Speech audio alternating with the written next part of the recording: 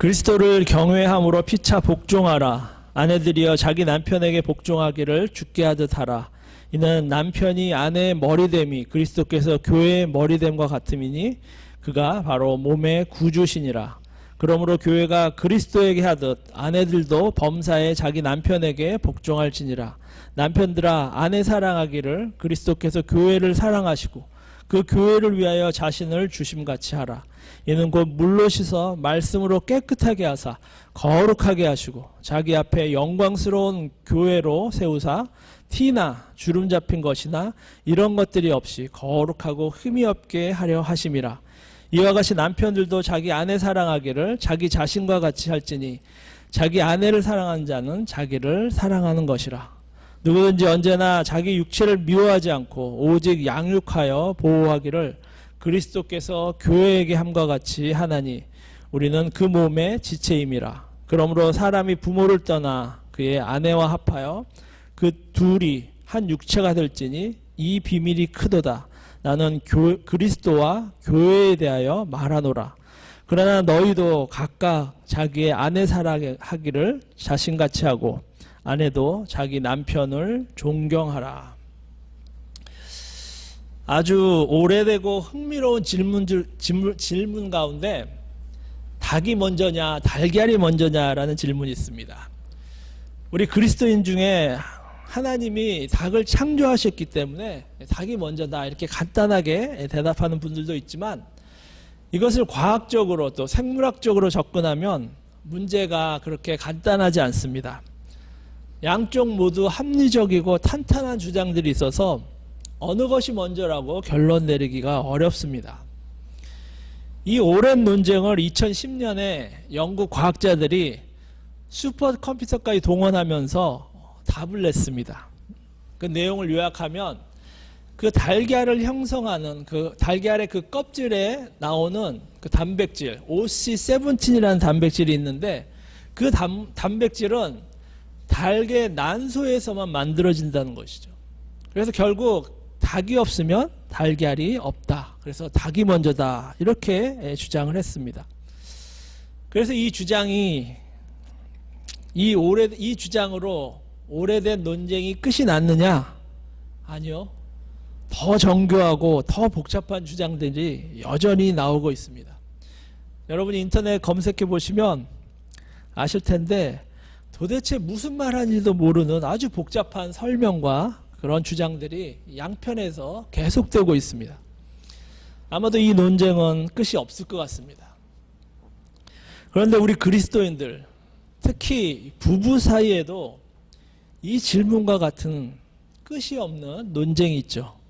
그것이 바로 오늘 말씀에 나오는 아내의 복종이 먼저냐, 남편의 사랑이 먼저냐라는 논쟁입니다.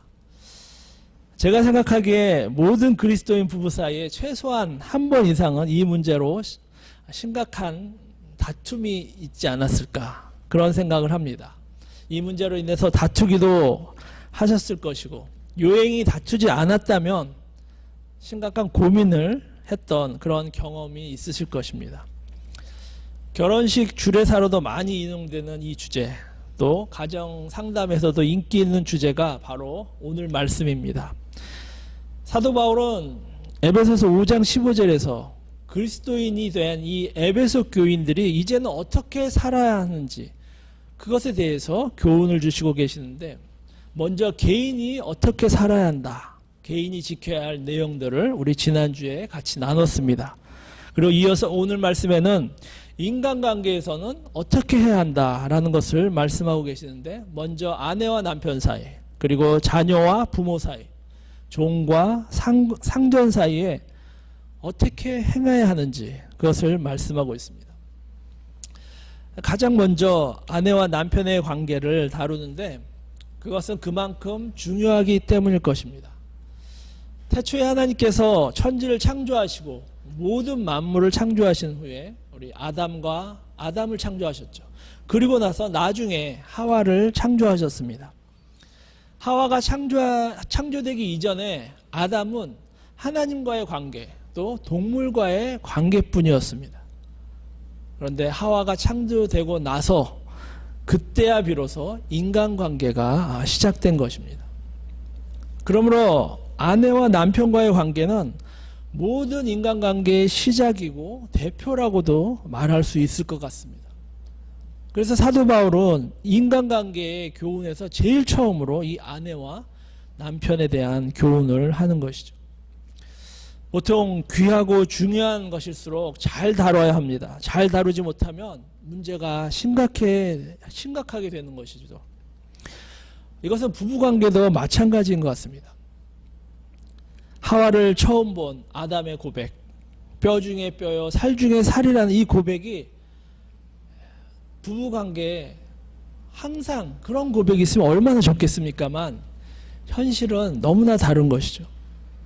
오늘 말씀 31절에서 사람이 부모를 떠나 그의 아내와 합하여 그 둘이 한 육체가 된 이런 관계, 서로 사랑하고 존경하고 서로 위해주기도 시간이 부족할 만한 이런 관계가 잘못되기 시작하면 이것만큼 고통스러운 문제도 없는 것입니다.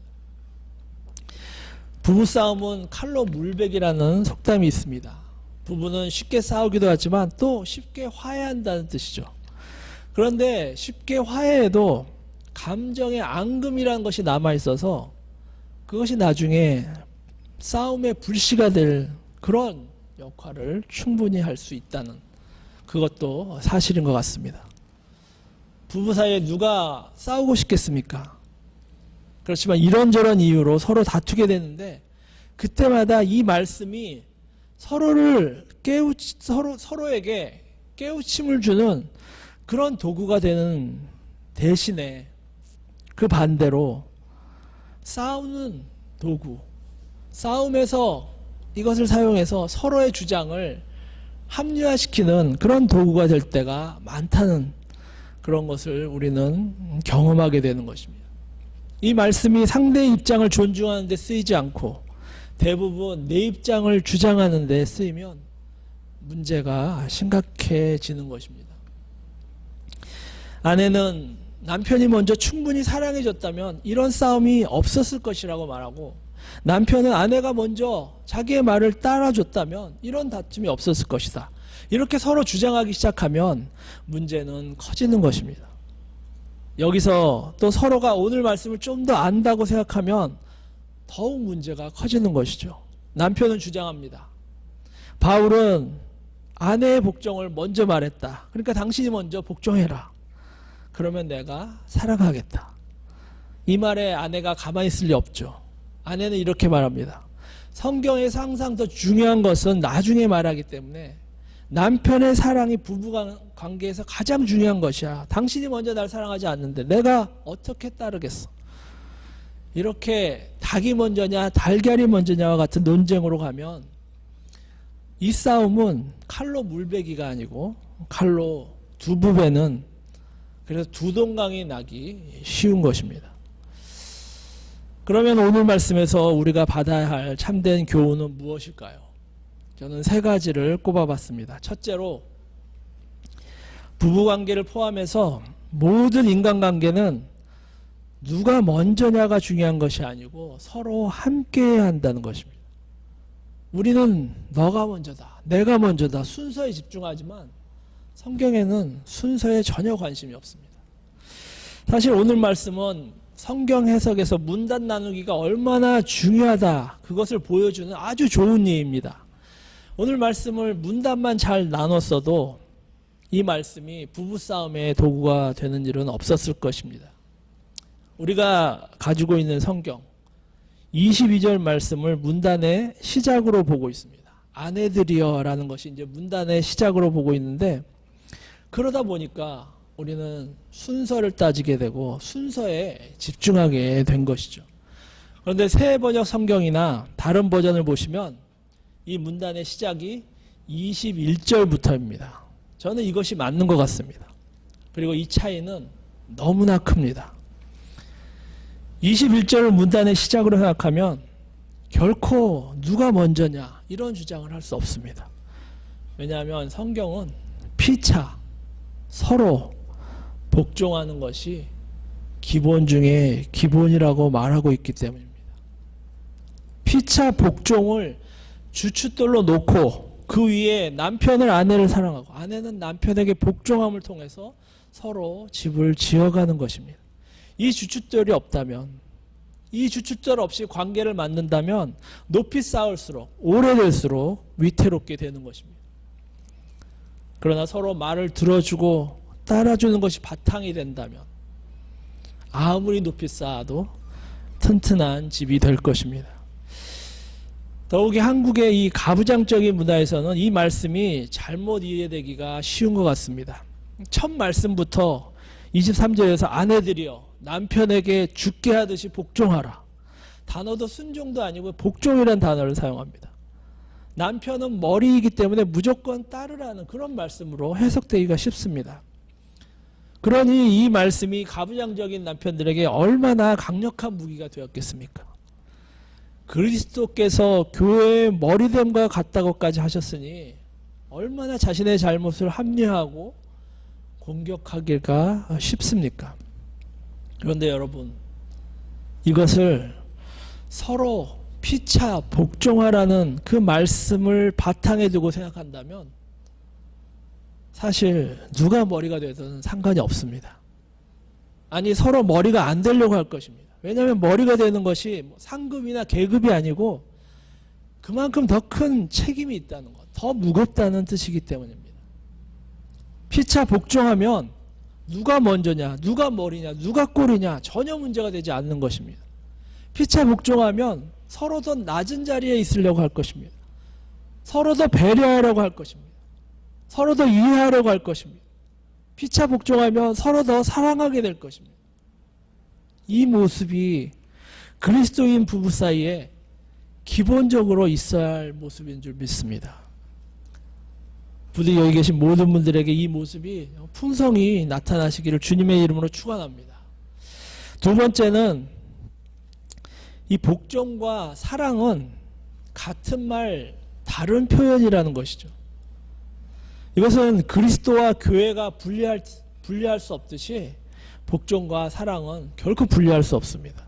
성경에서 이 복종은 사랑의 표현이고 사랑은 복종의 열매인 것입니다.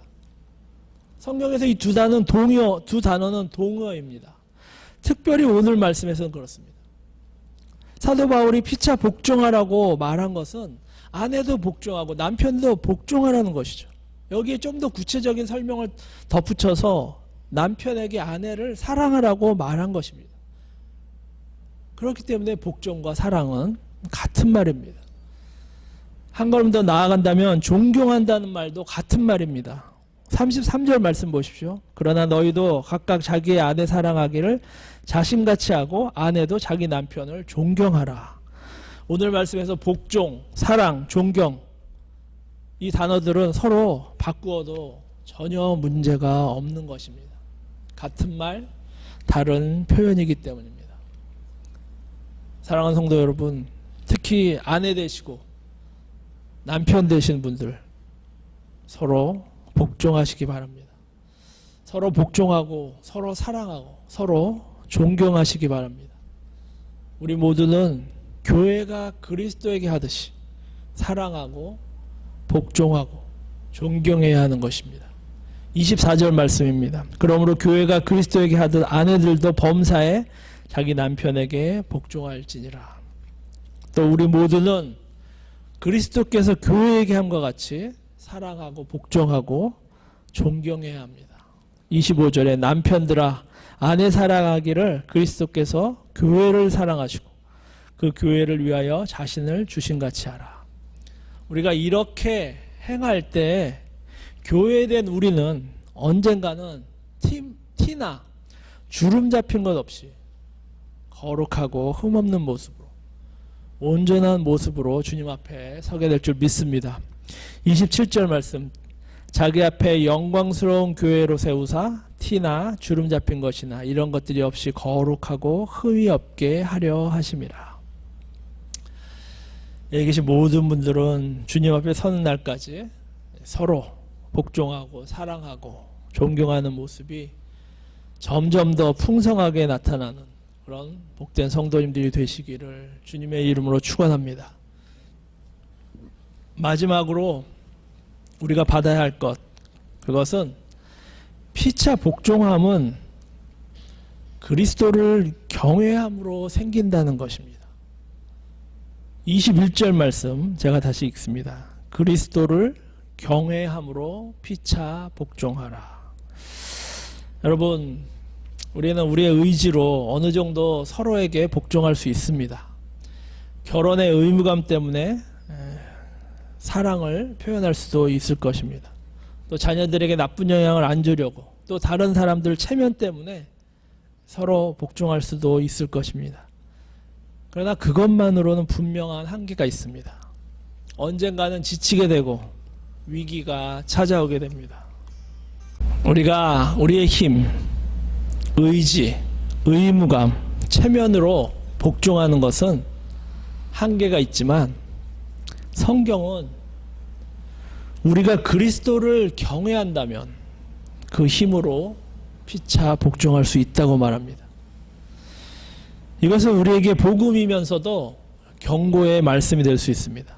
이 말씀은 결국 부부관계는 하나님과의 관계의 척도라는 말씀이기 때문입니다.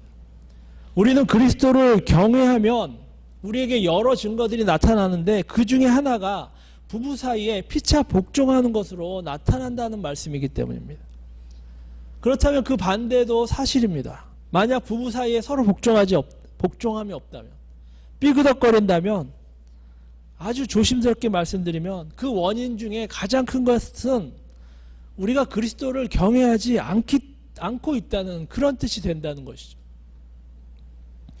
성도 여러분, 우리들의 부부관계 어떻습니까? 혹시나 아내에게 복종하기가 어렵습니까? 혹시나 남편에게 복종하기 싫습니까? 만약에 그렇다면 과연 내가 그리스도를 진정으로 경외하고 있는지 확인해 봐야 하는 것입니다. 우리는 그리스도를 경외함으로 피차 복종하는 것이기 때문입니다. 시편 128편에는 여호와를 경외한 자의 복을 이렇게 말씀하십니다. 아내 주신 것, 자녀들과의 아름다운 관계를 허락해 주신 것, 그것이 여호와를 경외할 때 주시는 축복이라고 말합니다. 제가 시편 128편 1절 말씀 읽어보겠습니다. 여호와를 경외하며 그의 길을 걷는 자마다 복이 있도다. 너가 너의 손으로 수고한 대로 먹을 것이라. 너가 복되고 형통하리로다. 너 집 안방에 있는 내 아내는 결실한 포도나무 같으며 내 식탁에 둘러앉은 자녀들은 어린 감람나무 같으리로다. 여호와를 경외하는 자는 이같이 복을 얻으리로다. 사랑하는 성도 여러분, 우리는 힘이나 의지나 체면으로 서로에게 복종하는 것 한계가 있습니다. 하지만 우리가 그리스도를 진정으로 두려워하고 존경한다면 그리스도께서 한 몸으로 만들어주신 서로에게 복종하게 될 것입니다. 한쪽이 그렇지 못하더라도 다른 한쪽은 끝까지 이 말씀을 붙들고 하나님을 경외함을 통해서 끝까지 복종하게 하게 될 것입니다. 그러다 보면 결국에는 피차 복종하는 그런 모습으로 발전하게 될 줄 믿습니다. 서로 사랑하고 서로 존경하게 될 것입니다. 이 은혜와 축복이 우리 모두에게 항상 넘치시기를 주님의 이름으로 축원합니다. 오늘 말씀 맺겠습니다. 모든 인간관계의 시작이고 근본은 부부 사이의 관계인데 피차 복종하는 관계입니다. 누가 먼저가 아니고 서로 함께 복종하고 사랑하고 존경해야겠습니다. 복종과 사랑 같은 말 다른 표현입니다. 존경도 그렇습니다. 이것을 기억하면서 서로 복종하되 우리의 힘으로 우리의 의지로 우리의 체면으로는 한계가 있기 때문에 그리스도를 경외함으로 힘을 얻어서 서로 복종하고 사랑하고 존경하는 그런 복된 성도님들이 되시기를 주님의 이름으로 축원합니다. 기도하겠습니다.